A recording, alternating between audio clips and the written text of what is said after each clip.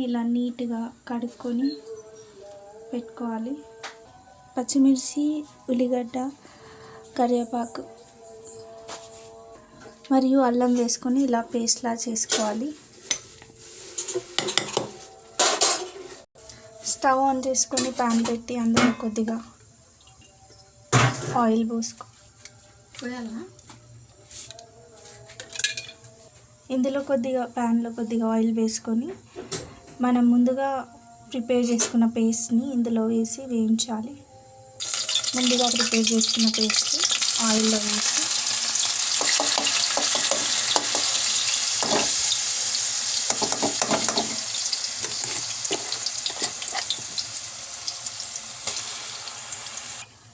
Gas స్టవ్ని సిమ్లో పెట్టుకొని ఇలా ఆయిల్లో ఈ మిశ్రమాన్ని ఫ్రై చేసుకోవాలి. ఇది కొద్దిగా వేగుతున్నప్పుడు కొద్దిగా కరివేపాకు వేసుకొని వేయించుకుందాం.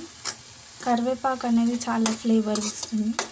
సో కరివేపాకు వలన చాలా లాభాలు కూడా ఉన్నాయి. పచ్చి వాసన పోయేంత వరకు మనము దీన్ని వేయించుకోవాలి. ఇది వేగుతూ ఉండేలోపు మనము మసాలా రెడీ చేసుకుందాం. చికెన్ మసాలా కర్రీ, కొబ్బరి వీటిని ఫ్రై చేసుకోవాలి. ఇది చూడండి చాలా బాగా ఫ్రై అయిపోయింది. ఇప్పుడు ఇందులో 1/2 స్పూన్ పసుపు వేసుకొని బాగా ఫ్రై చేసుకోవాలి. చూడండి కలర్ అనేది ఎంత బాగా వచ్చిందో. ఇప్పుడు ఈ మిశ్రమంలో ముందుగా వాష్ చేసి పెట్టుకున్న చికెన్ పీసెస్ని వేసుకుందాం.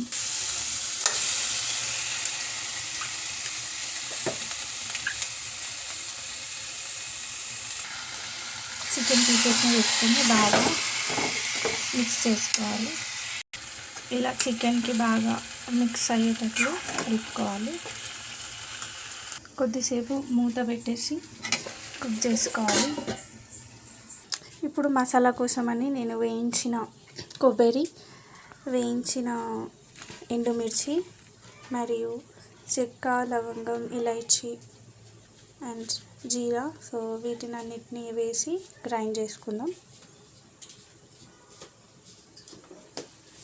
చికెన్ అనేది చూడండి ఎలా కుక్ అయిందో. ఇప్పుడు ఈ మసాలాని ఇలా పేస్ట్గా తయారు చేసుకొని చూడండి ఈ చికెన్లో ఇప్పుడు మనం ఈ మసాలాని వేసుకుందాం.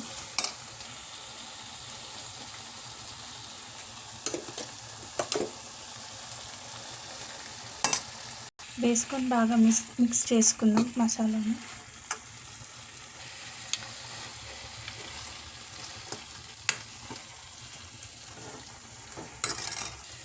ఈ మసాలా అనేది పట్టాలి కాబట్టి కొద్దిసేపు మూత పెట్టుకొని క్లోజ్ చేసుకుందాం. కొద్దిసేపు మూత పెట్టుకొని సిమ్లో మనము గ్యాస్ స్టవ్ని పెట్టుకొని మూత పెట్టుకుందాం. ఒక 3-4 మినిట్స్ అయిపోయింది కాబట్టి చూద్దాం. ఇప్పుడు ఇందులో మనము చిన్న చిన్నగా చాప్ చేసుకున్న టొమాటో ముక్కల్ని వేసుకుందాం.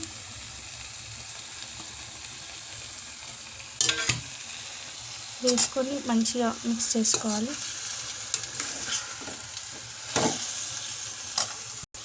చూడండి ఎంత బాగా కుక్ అవుతుందో.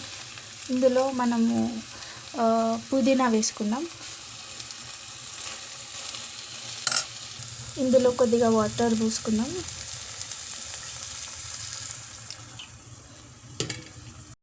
చూడండి గ్రేవీ టెక్స్చర్ అనేది వస్తుంది.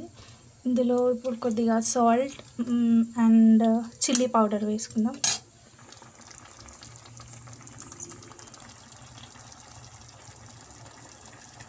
ఇప్పుడు దీన్ని బాగా మిక్స్ చేసుకోవాలి.